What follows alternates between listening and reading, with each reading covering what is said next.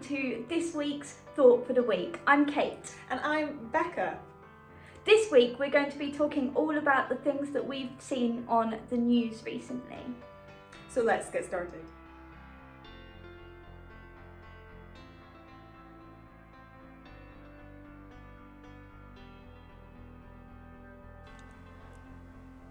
Just in 2020 so far, not only have there been these devastating fires in California, but other natural disasters around the world too.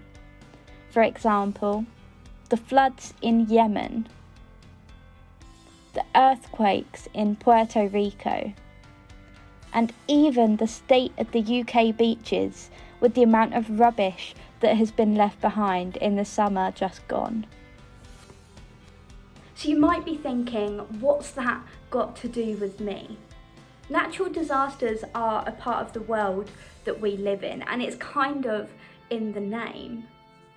And unfortunately, the way that we treat our planet has seen a rise in the natural disasters that do take place around the world that we live in. For example, it might just be small things like seeing rubbish on the ground, or the smog that we see in the streets, or the amount of plastic that is used nowadays, and even the huge disasters that do take place that we spoke about a little bit earlier on in this video.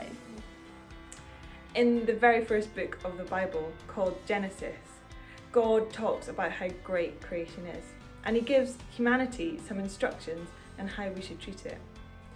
We're going to look specifically at this verse, which says, God blessed them and said to them, "Be fruitful and increase in number, fill the earth and subdue it." And basically what God is saying in this verse to Adam and Eve is, I want you to take care of the world that I've made.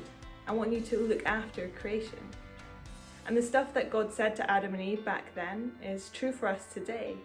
As a Christian, I believe that God's really telling me that I should look after the world that he's made, because actually it's beautiful and wonderful in so many ways. So as always, here's our challenge for you this week.